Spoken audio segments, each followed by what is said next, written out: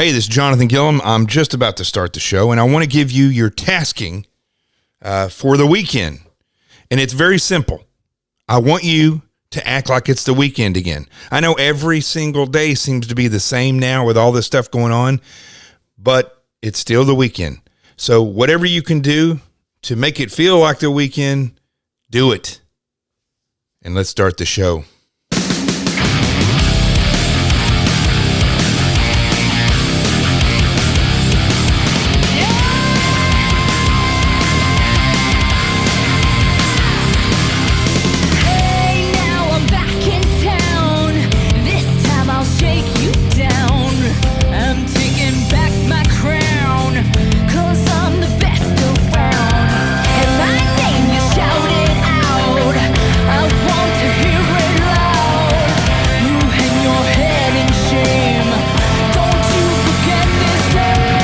This is Jonathan Gilliam back in for your Friday edition of the Experts Podcasts.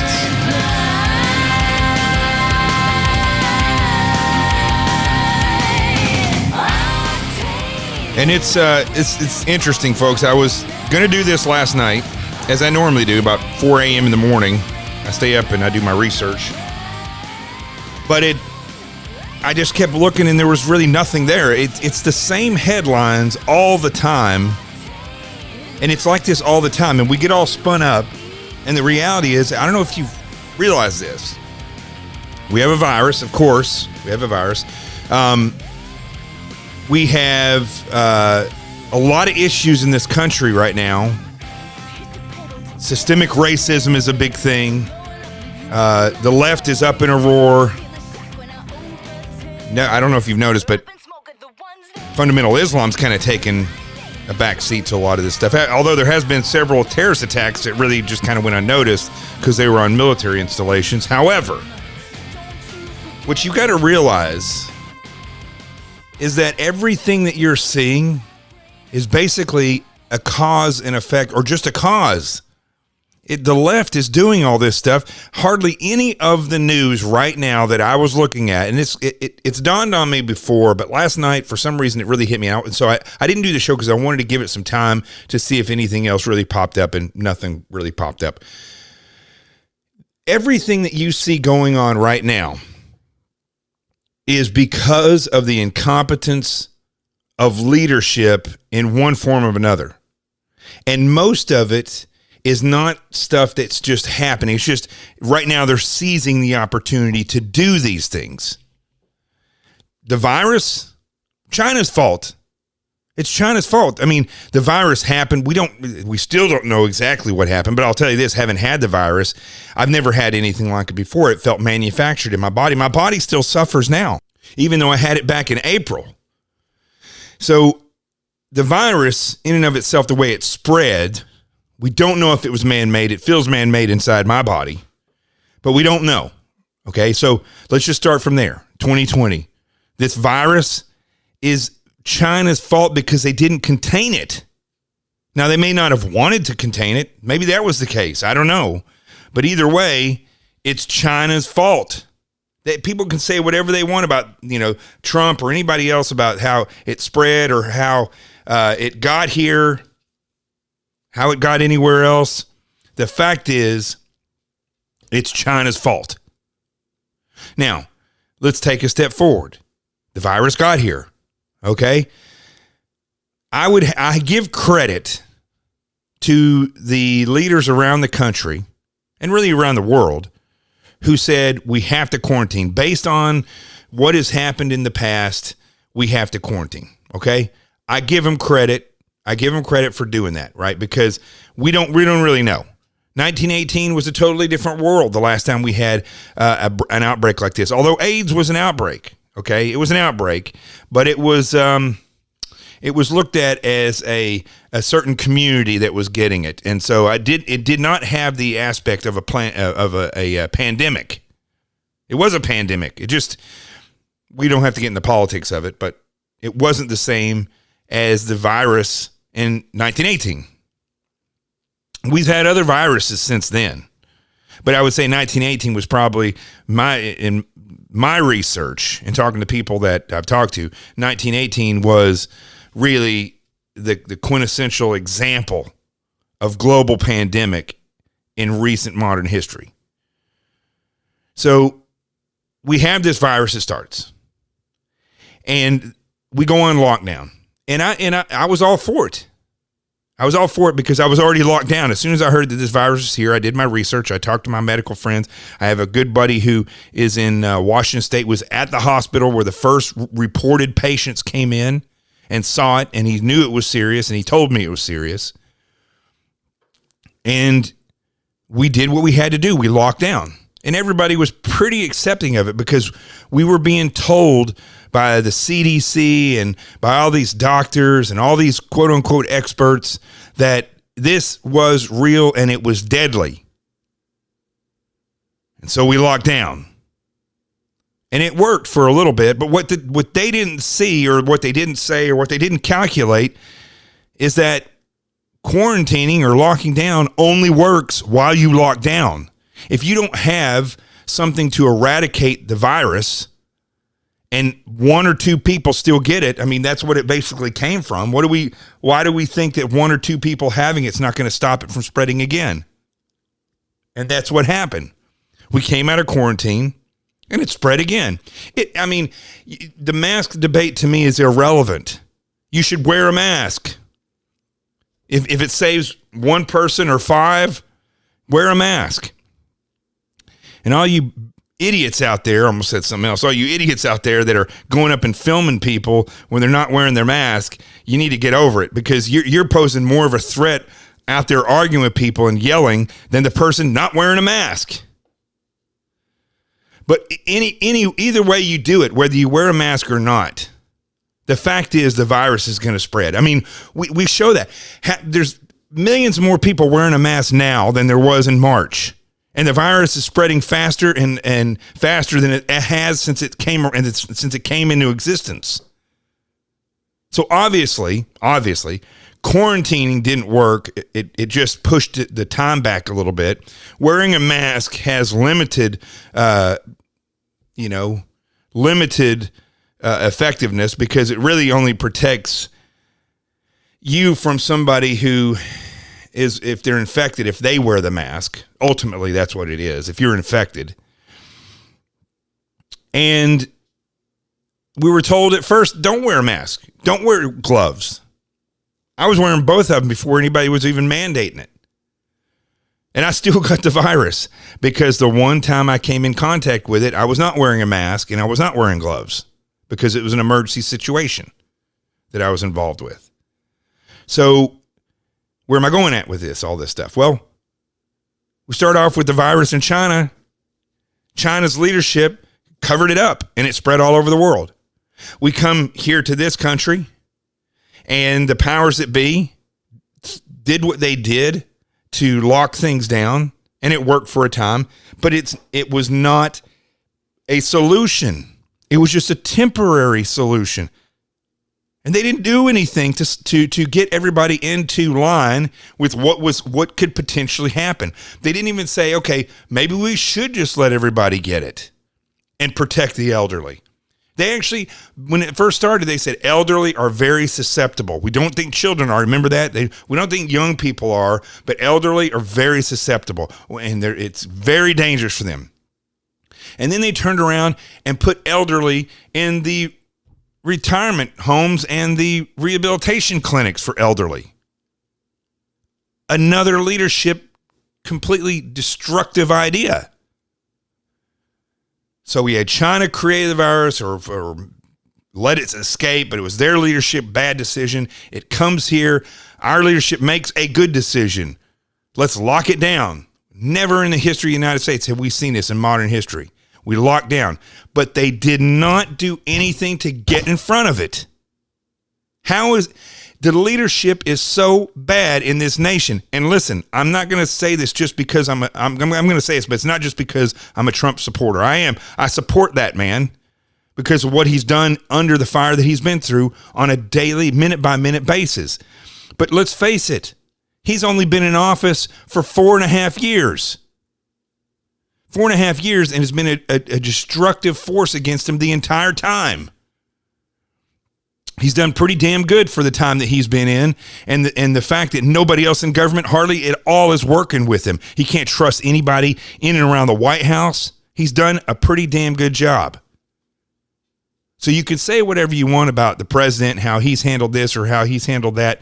You know what he does? I can see it. I saw it before and I see it now. He pulls in experts, which is what I would do, and he gets their opinions and then he makes decisions based on that. Isn't that the way that you're supposed to lead? Well, the problem is all these experts in Washington, D.C.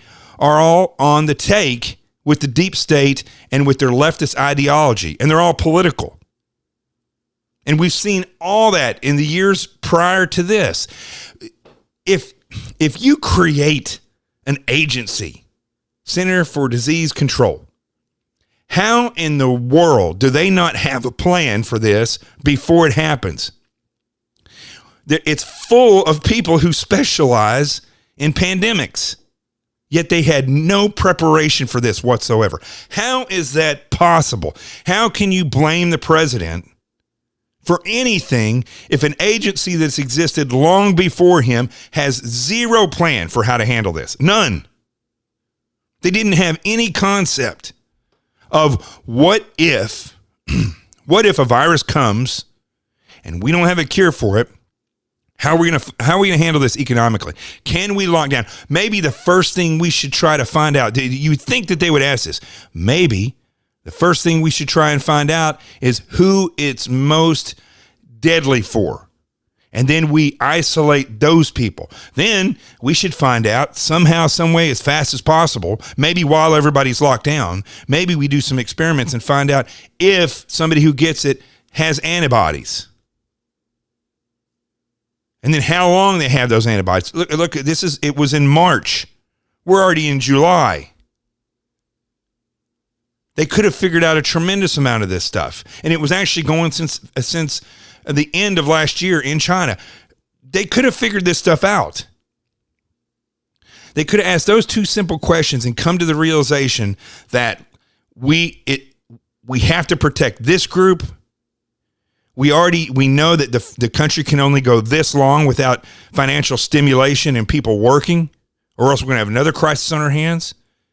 And if enough people get it, will herd immunity kick in, or will it not? See, these are things that you would think an agency would have already pre-thought and had a complete concept and said, Mr. President, we already have a plan for this. Here it is. That clearly was not the case. It reminds me of when the Obama administration and the Congress passed Obamacare, right? And they passed it and they said, we haven't read it, but we need to pass it. Okay, so they didn't even read it, and they passed it. And it was ridiculously stupid. It went against our constitutional rights. It didn't solve anything. I don't know if you realize this. It didn't solve any big problems about insurance or people that are sick. It maybe solved some things for a few people, but over 20 million people didn't have insurance anymore. It complicated a tremendous amount. And it's not like they just gave everybody free health care after that, because it's not possible in this world, and especially in this country. But regardless of that, that's not even my point.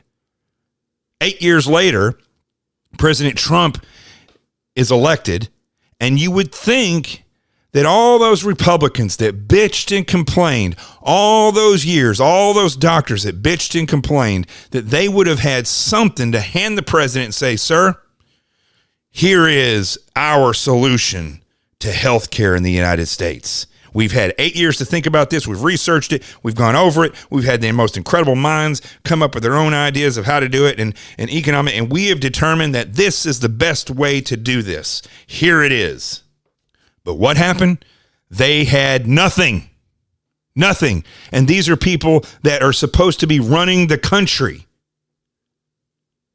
So the CDC is the same way as the FBI, is the same way as the DOD, is the same way as Congress and the Senate and the Supreme Court. No one thinks any of this stuff out. The Supreme Court, you think that they could think this stuff way out in advance. There's a potential that this is going to happen. How would we look at this Why does the Supreme Court, with justices that sit on their thrones for a appointment of life, not take the time to pre-think these things? It's not like they work 24 hours a day, 7 days a week.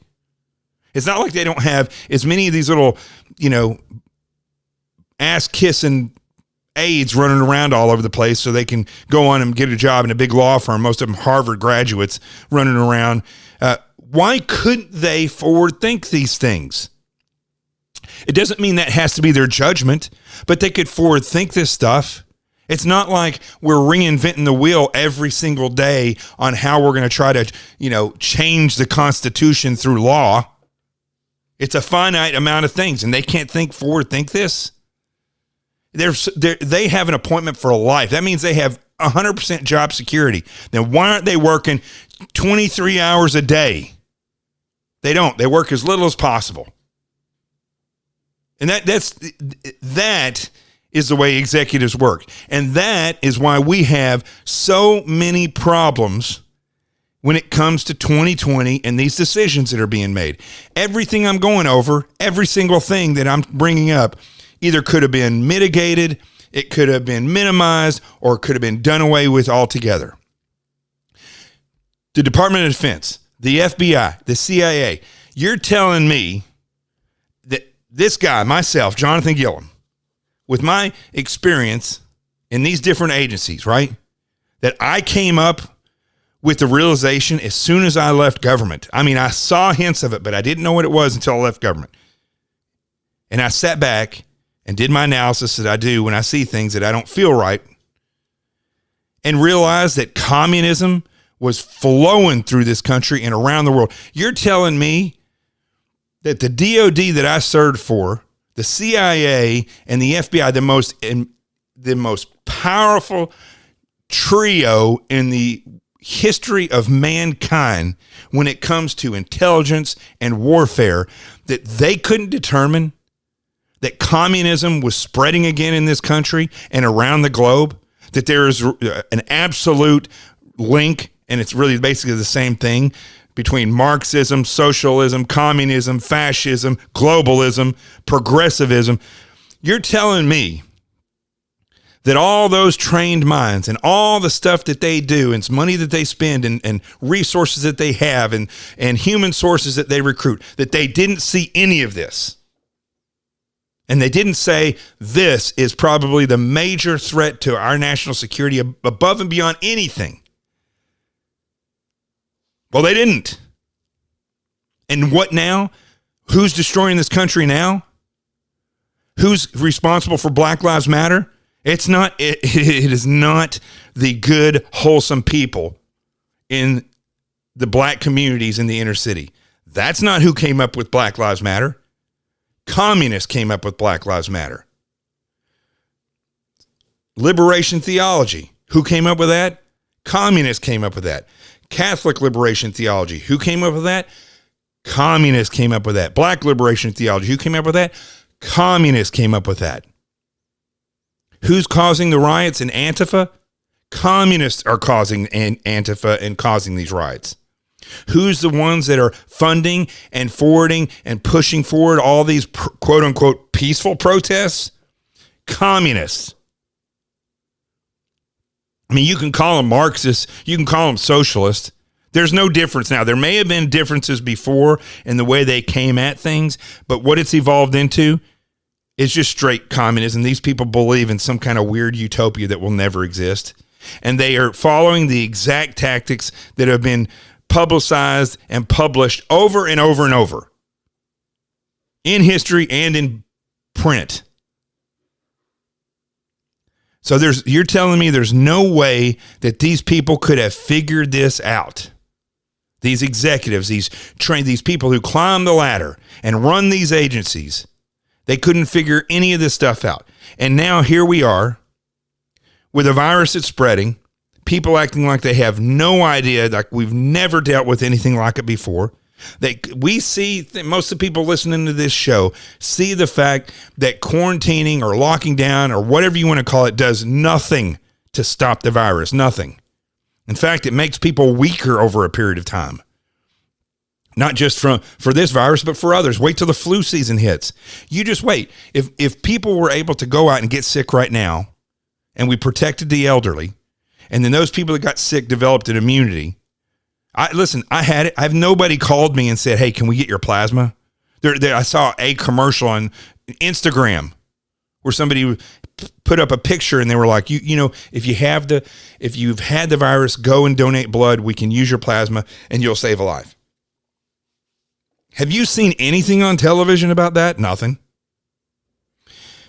What I'm getting at with all this is that not only have we been duped by people who have been leading this country for a lot longer than President Trump has been in office, but everything that we're seeing now, almost everything that you see in the news, the uptick in crime, even the racism that everybody keeps talking about, that everybody said is so widespread, and the CEOs are saying is all in their companies, and the way that they're, painting all over the roads and saying that this stuff is just permeates, the racism permeates everything. Well, first of all, I don't believe that. Okay. First of all, I don't believe it. I believe there will always be racism, but I don't believe it permeates everything and has kept people from being what they want. There's no reason to ever pay reparations, but that's being talked about. Why? Because it's a useless solution. It's not a solution to anything. It's just something to make people feel good and make people think that, oh my gosh, this politician really did something well. No, it's not going to do anything, because those are the people that didn't suffer. You see, that's who gets that. These people are not suffering because of something. They're not going to get paid by the people that make them suffer. You know who makes them suffer most of the time? You know who oppresses? We oppress ourselves, regardless of color or gender or anything. We oppress ourselves. We allow other people to get under our skins, and then we mold our lives around their nonsense. That is where the real oppression in this day and age comes from. Because I know I worked with people of all genders and all sexualities and all races, and they all succeeded because they just wouldn't take no for an answer. You know what real oppression is in this country? Learned helplessness. The communist ideology that has permeated everything. All of this that they're saying and that they're basing all the stuff that they're doing is and you see it in the news. Every time I turn on the news, it's all about how bad the country is and how racist it is and how sexist it is. And I don't know if you've seen this. Okay, this is a very important thing that you should remember of this podcast today. Is that at first it was racism, and then it turns into sexism, right? Why? Because they can utilize those things over and over again, back to back, together. They can go back and forth. They can, at first everybody's racist, and they can throw that out, and people are afraid to say stuff. And then they can come out and say this stuff about, well, this whole group over here is sexist, so they've done all these things. Because people aren't going to say anything about it. They're not going to challenge that. Those are the golden trumpets of the left. Are people sexually oppressed or sexually harassed in this country? Absolutely. It's everywhere, and it always will be throughout history if men and women exist together. Period. Does it mean it needs to be out of control? No. You pass laws and you set up HR where they crush people when they sexually harass if it's provable. Is racism going to always be there in the world? Yes. Can you change what other people feel? No, you cannot. You can make laws and legislate laws so that if somebody, is prejudiced against and not allowed to eat somewhere or get a job, or not to have a job, but not have the opportunity to stand in line. And then if they found out somehow, some way that they didn't get a job specifically because of the color of skin, laws that will go against that. But ultimately, you're not going to change another person's mind. The way you change people's minds ultimately is by being amazing. Being awesome. That's what changes people's perception, right? That's what will crush the heart of a racist. If you are awesome and you do your job better than most people, and you show up as the go-to person, most people would never have anything bad to say about you. Now, some people, doesn't matter what you do, they're still going to hate you. I happen to be one of those people, although, I'm white, but I've never been in a job, maybe it's just me, where I go in and people love me or they hate me. And quite often the people that just hate me are people that are my boss, or maybe not my boss, but they're like one over me. And I think that's because I am one of these people, and many of you listening may be this way. I'm one of these people that I'm willing to go the distance. I'm willing to do the work, and I want to do the work, and I'm enthusiastic about it. And they just hate that for some reason. Power people, or people that got into a position of power without the knowledge that they need. In other words, they climb the ladder of rank structure, not the ladder of experience. Those people hate people that show up and want to learn and want to be somebody, and they hate enthusiasm. Hate it. They'll just crush it. The point being, all this stuff that is happening now as a result of fixes nothing. It fixes nothing.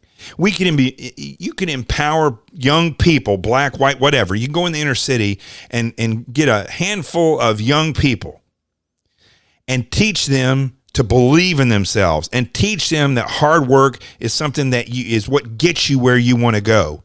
And I guarantee you, if you mentor them and guide them, you're going to get a handful, especially if they have two parents. And if they don't have two parents, you're climbing a hill. You're climbing a big hill to get out of that. That is the type of stuff that either helps or hurts people and sustains this quote unquote systemic racism. Painting Black Lives Matter in front of the president's building in New York City, that's not going to do anything. In fact, that makes more people resent the whole movement. Protesting, rioting, tearing things down, beating people up because they want to say all lives matter. That doesn't help anything. That's not going to solve it. It makes everything worse. And this is the left. This has been, and it's not brand new, this has been going for a long time. Bottom line, none of the things that you have seen executives in any level of the government facing any problem that we've had in 2020 and before, none of it has been solved. And all of the headlines trace back, and all of the news that's reported and all the incidents that are happening trace back to that worthless, corrupt, communist leadership. And one man, Donald Trump, has become the firing pin for all of that, when in fact, none of this is new. The response to the virus, which is very interesting, is that, as it's shown, and I talked about a minute ago, if anybody else had been here and they followed the exact same stuff that, let's say, Cuomo, for instance, followed, the virus would be just as strong as it is now around the country. The president got together the experts that the government has, and they messed up because they have stacked the ranks with people that are worthless. Absolutely worthless. They have no plans. They don't forward think anything. Now, with that being said, that is what I see in the headlines. Remember, often on this show, you're going to hear me bring up headlines, but the reason I'm bringing up those headlines and those stories is because I see something behind it.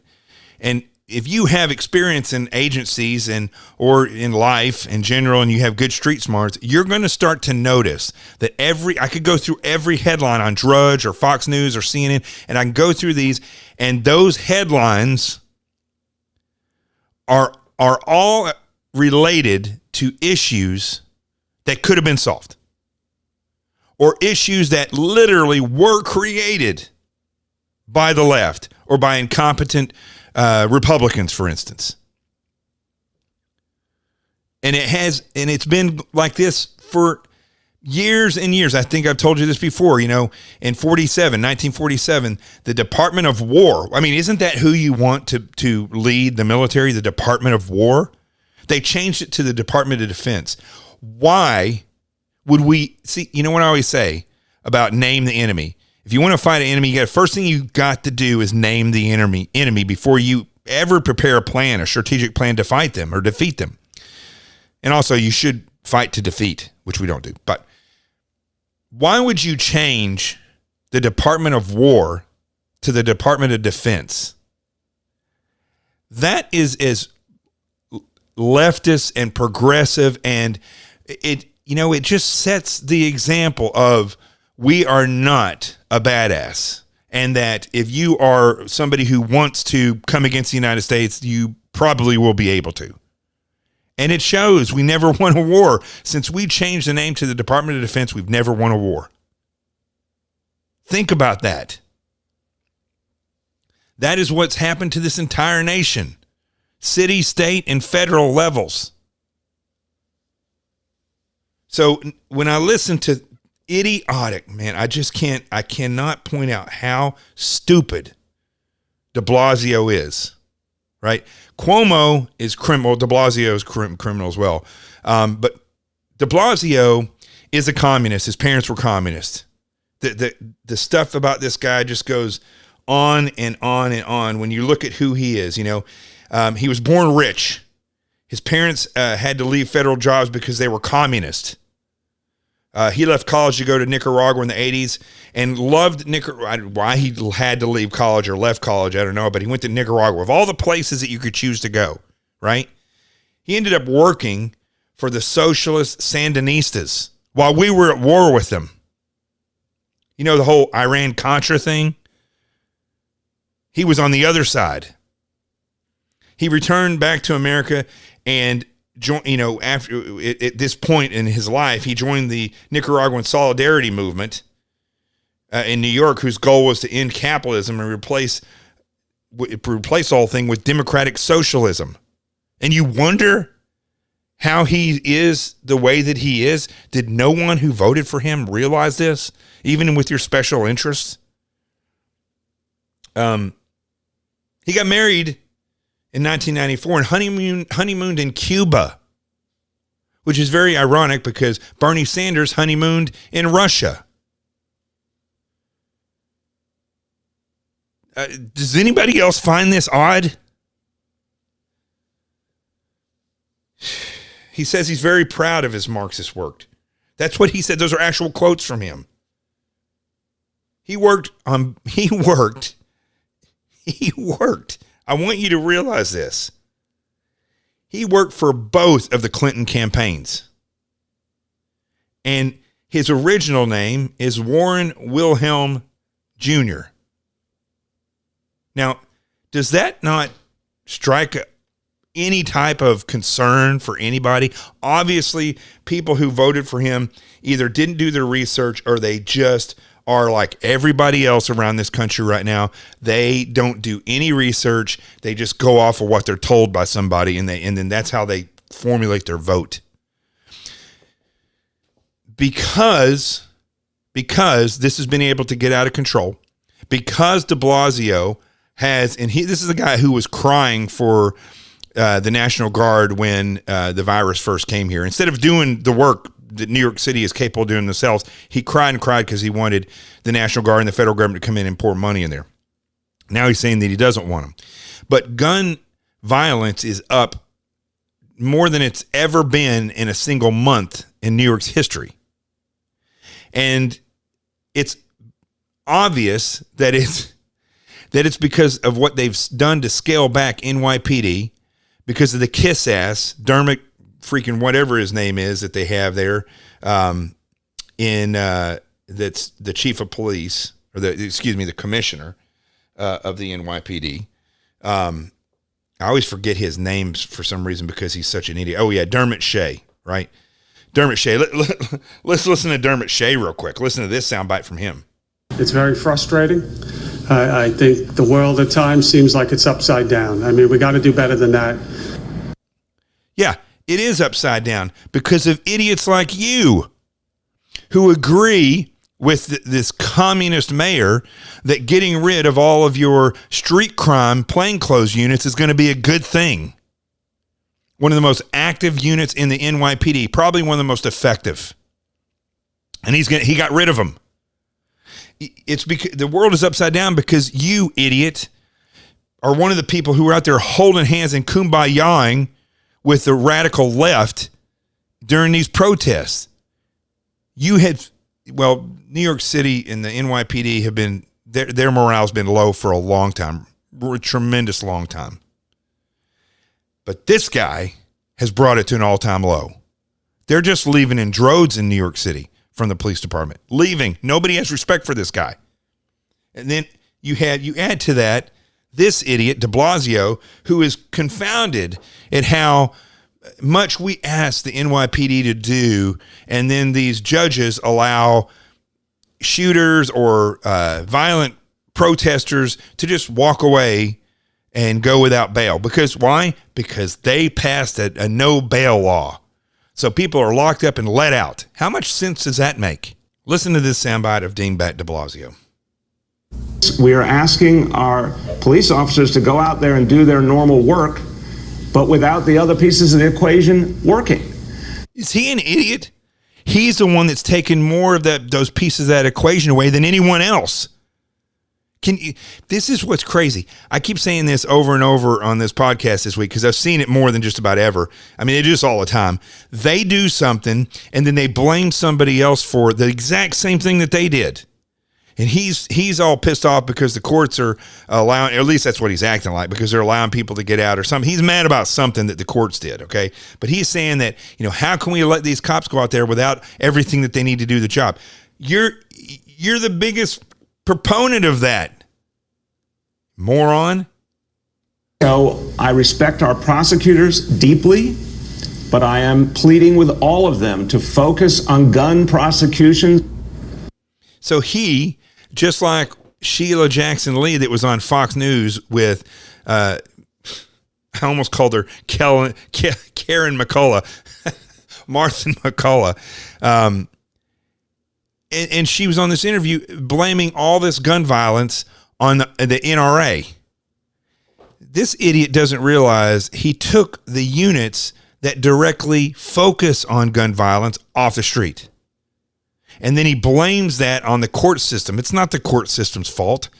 They should have a cop wherever this stuff's happening. They should have a cop on every block. He always loves to talk about 36,000 cops in NYPD. First of all, that number is dwindling fast. Secondly, it's not just cops. That number includes schools officers and your ticket riders that are out on the street. Okay, so the number used to be 40,000 cops, but Bloomberg and de Blasio pretty much chopped those numbers down. They play these games all the time. Folks, I could go on all day about this stuff. There's multitude of these things, on and on and on. The media is just as bad because they're a part of this in the stuff that they say. They willfully spread this nonsense and never do like any type of real reporting on the reality of where this stuff is coming from and asking the questions like, why didn't we have an idea on how to deal with a pandemic before it started? I mean, we've had them before. We knew it was going to happen again. Why didn't we? The media doesn't ask those questions.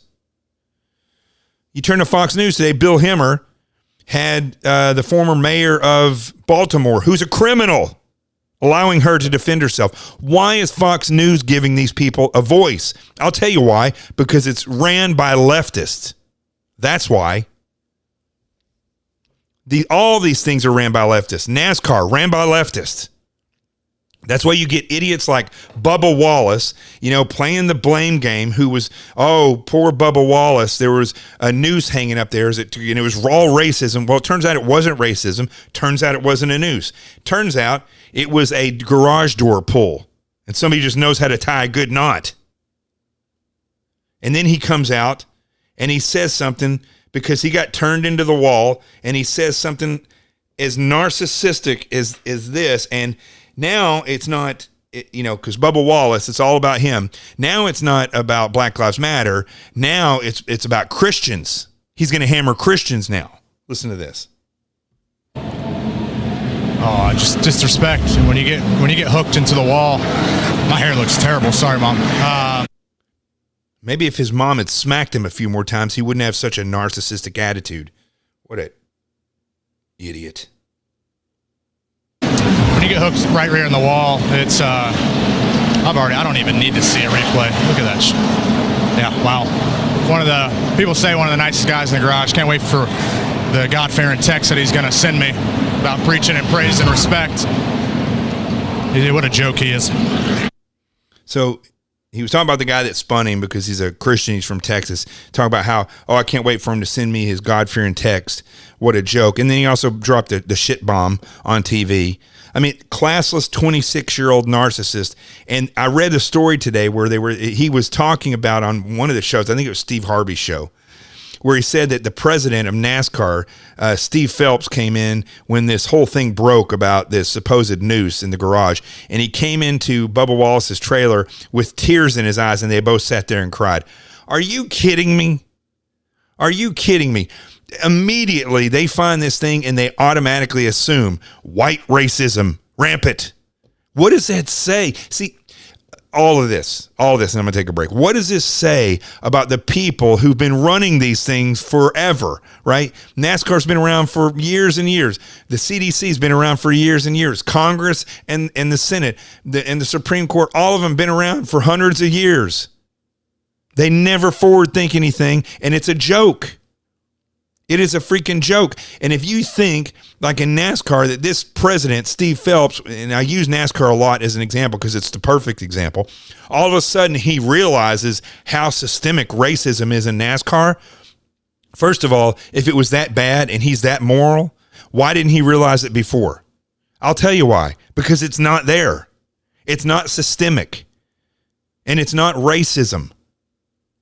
And what it is are leftists utilizing this thing, just like the sexual assault thing, and they go back and forth, and they use these headlines to push their agenda forward.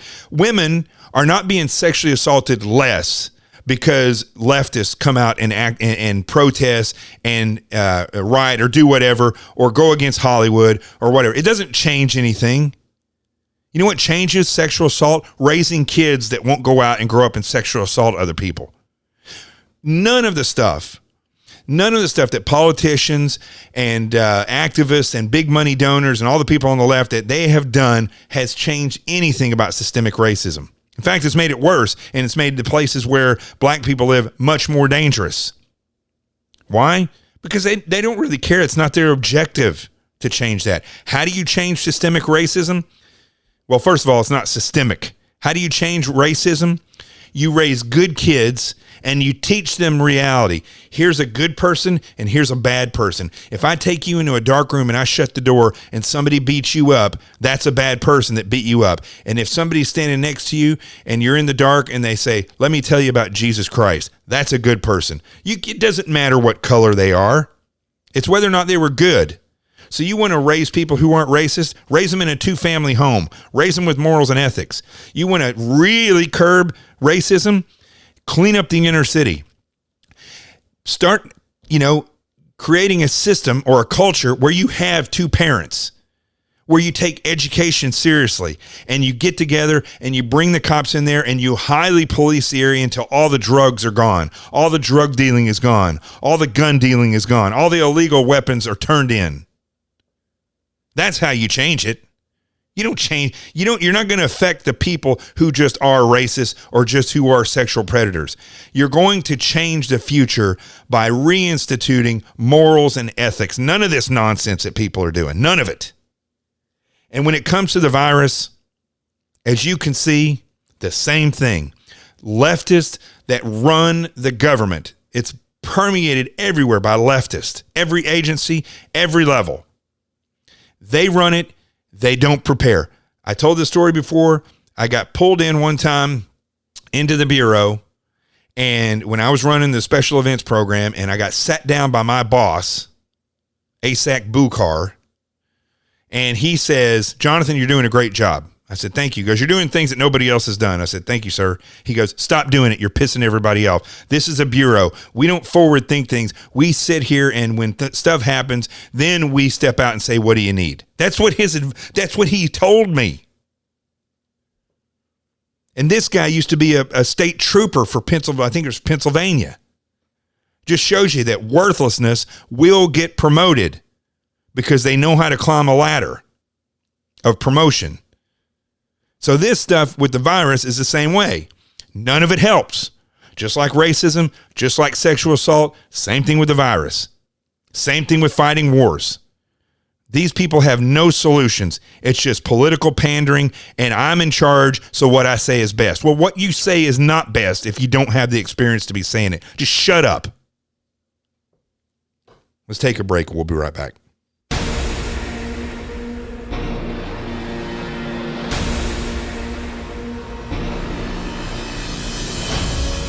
I know I talk a lot about my books on this show, but I just want to make sure that if you have not checked out Sheep No More, The Art of Awareness and Attack Survival, and its 2 workbooks that go with it, that you at least go check it out. You can go on and listen to the first, 2 minutes of it on Amazon if you just click on listen here, and you can at least hear what I'm saying.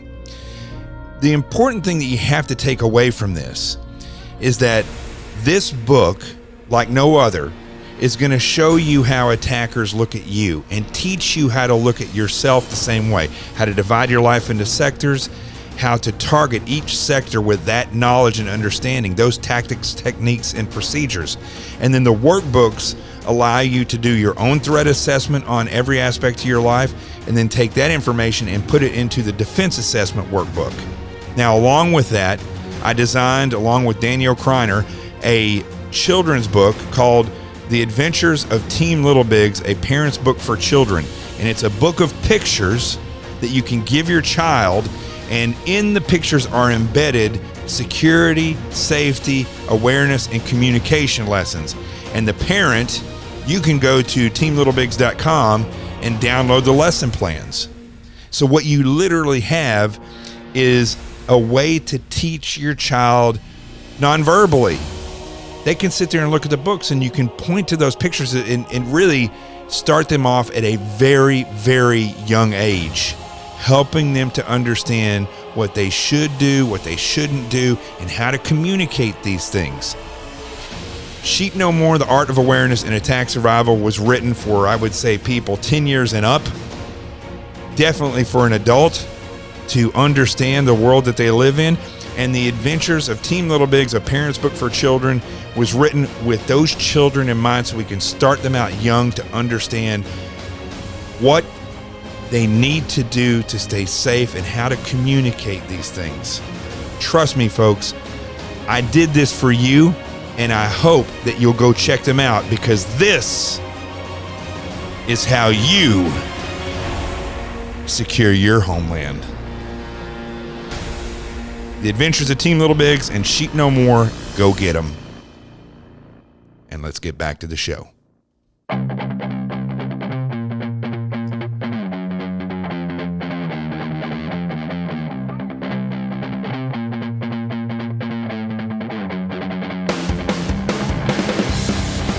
right. I actually had to take a break there for a second. I'm getting so heated. It's Friday. I got to give you something to listen to this weekend. Make sure you share this show with everybody that you can.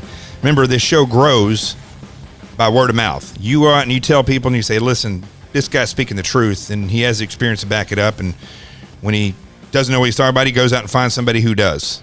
He doesn't just make it up, which isn't the case. I just gave you all that for 45 minutes telling you about the reality of what's going on in this country, and it's true. So please tell people about this show. I want millions of people listening to this show. And I really want to, I know that everybody wants that has a show, but it is important that we get this knowledge out there. You know, here's a perfect example of what I was saying about the media. I'm only going to play a snippet of President Trump's niece, I believe, Mary Trump. and her interview that she did with George Stephanopoulos. You know, I'm not somebody who insults people's looks. I try not to do that, although some people are so weird looking that sometimes you have to point out. And I find, honestly, that if men or women, if you look at politicians, the majority of them, I would never hang out with them just based on their looks. I mean, would you hang out and try to pet a porcupine? No, because you know it's dangerous. Would you walk down a street and if you saw a lion, would you say, oh, look, there's a kitty cat, I want to pet it? Not unless you're stupid. No. Why? Because when you see certain things that are dangerous or that are stupid, you just say, you just know instinctually. Well, when I look at people like Mary Trump, what do I see? I see a person that is hideous because this whole thing is, it reminds me of when, you know, I remember in the teams, in the SEAL teams, this used to happen every now and then. Somebody would get in a fight with their wife, and their wife, like an argument, not a fist fight, but their wife would call the team and say, he's beating me and he's got all kinds of stuff and he has a grenade in his garage. Well, I mean, his shit's going to hit the fan then. And then they send people there. There's no grenade. He didn't beat her up. She's just mad. And then the apology starts to set in. Well, she looks like an idiot when she does that. And the same thing, I've seen this in domestic disputes when I was in law enforcement. People do that to each other, you know, and it just looks bad. Well, it's the same thing here. This is politics. This is her sitting up here because she was a huge Clinton supporter. And when you listen to her, it's hideous. She looks like an idiot, which I'm glad. I'm glad because it just makes this president look better for those of us that support him. But just listen to this part right here. I'm not going to play a lot of this. What's the single most important thing you think the country... That is not a woman. That's George Stephanopoulos, just so you know that, all right? Okay, but all seriousness, that's George Stephanopoulos. Okay, but listen to this. Listen to how he sets this clip up, okay? I'm just going to rewind this. Listen to how he sets this clip up. But Mary is very focused on what the country should do right now. As though she's some kind of hero, okay? She's not. She's hideous, and she is just a leftist. She's just another leftist. She just happens to be related to the president. She's a leftist. What's the single most important thing you think the country needs to know about your uncle? He's utterly incapable. Okay, first of all, the first words out of her mouth we know are not true because of the fact before this virus came and all this nonsense just exploded that has nothing to do with the president, he was doing an amazing job and the country was going just skyrocketing in an amazing way. So we know that he's competent enough to do the job. Anyway. Of leading this country. And it's dangerous to allow him to do so. Marsha. That's what she reminds me of. It's dangerous. Well, he didn't kill any of us up until now. It's not like he went to war, which everybody was saying. It's not like he became a dictator, which everybody was saying. It's not like he declared martial law, which all the left was saying. It's not like he bankrupted the country, like everybody was saying. He's actually done a pretty damn good job considering, he's done a damn good job. But on top of that, considering the fact of this blowback that he gets on a minute-by-minute basis. Based on what you see now or what you saw then? Based on what I've seen my entire adult life. What do you want to happen now? This country is on a precipice, and we have a decision to make in the not-too-distant future about who we want to be and where we want to go as a country. Now, I don't know about you, but I would rather go backwards at this point. I don't want to go forward because the people who are trying to push us forward are the left. And the fact is, we don't need to go forward. Just because you have things that are an issue doesn't mean you need to go forward and change everything. There's no need for a restructuring of the government. In fact, I think anybody that pushes that forward, it pushes forward any change of the structure of our government other than the Constitution should be arrested for obstructing the Constitution and for taking part in, I think all other forms of government should be outlawed in this country. And if you try to push them forward, you should go to jail and it should get the death penalty. That's what I feel. Go ahead there, Karen. It's hard for me to process. She couldn't even get dressed up for this interview. She's like wearing a Oxford blue button-up shirt. It's weird. Just how many awful things are going on simultaneously on a daily basis. Again, this is somebody who is nobody, okay? If it wasn't for her uncle, who has the last name of Trump, she would be no one. And people need to know. People need as much information as is available in order to make a decision that makes sense for our future. Okay. As a country, as Americans, as She is not an inspirational speaker, that's for sure. citizens of the world, so to speak. You do have Exactly. And there it is, ladies and gentlemen. Out of all the things that she'll say in this interview, that's probably the most important, okay? She says, as citizens of the world. Now, first of all, who does that sound like? Sounds just like Barack Obama, okay? But secondly, and Hillary Clinton, it's a globalist take. It's a socialist take. It's a communist take. She is, and see, George Stephanopoulos, who's right along there with him. I don't know if I ever told you about this. The first time I ever met George Stephanopoulos, he was in his 30s. Like, I mean, this is ridiculous when I think about this. I was in college, and I was, and it was as President Clinton had already won the election, and they were waiting for his, it was he had won the Democratic primary, and he was this was right around election day. And so they were in Little Rock because if he won, he was going to, be there in Little Rock. And I was working a couple jobs, one at a hotel, and actually the hotel where Clinton raped Juanita Broderick. I was working at that hotel, but I also worked in a gym, and all the Secret Service and all the staff and everybody was working out there because they were there temporarily, and that's the gym where they worked out.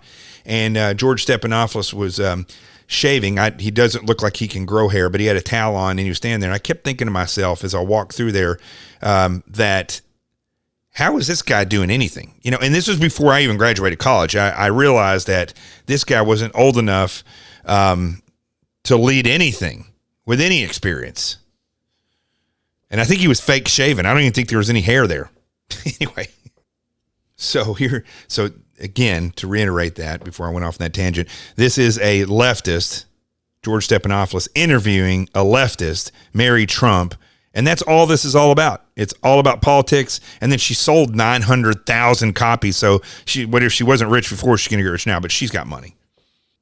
And her citizens of the world, so to speak, just remember that quote from her. Citizens of the world, so to speak. Such a leftist. Okay, so other than that, out of the interview that I watched, here is the other thing that you most realize when it comes to Mary Trump, and really the majority of people who write these books about the president, or they come out about the president. This sums it all up about the reality of these people. Okay, They would. Can you prove it's true?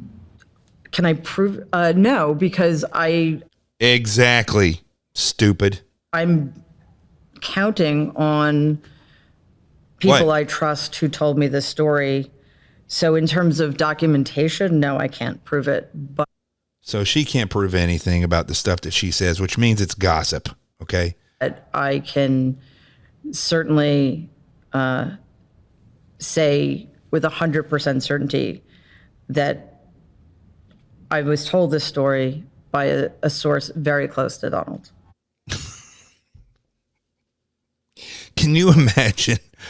Take that statement and put it into a criminal case, and that person goes on and sits in front of the entire jury on the stand and is asked, do you have proof of this? And that is a response. They would be thrown out of the court. Thrown out of the court. If you tried to bring evidence, if I was a prosecutor and I tried to bring this woman in front of the jury and they said, what evidence does your agent, like if I was an agent, let's say I was an agent and the prosecutor brought her in front and said, what evidence did the agent bring to you that this person did this? Did you see this firsthand? And they said this comment or what she just said, the whole case would be thrown out. And hopefully everybody would be fired. But that's not the way the court of public opinion works, and these people that are the media are like the attorneys that bring this nonsense forward. I'm not going to play anymore. They're just stupid, but that's a perfect example of the reality of who these people are. Listen, I don't want to keep it much longer. All right. I hope that you spread the word about this show, tell everybody about it, and share it, with everybody. And because all this stuff that I've talked about today, all of it is exactly what we need to be discussing right now. Because every single thing that is happening in this country right now is things that could have been mitigated years and years and years ago. Things that could have been completely eliminated or stopped years and years ago. It doesn't matter if it's the CDC or if it's Congress or the Senate or the Supreme Court, former presidents.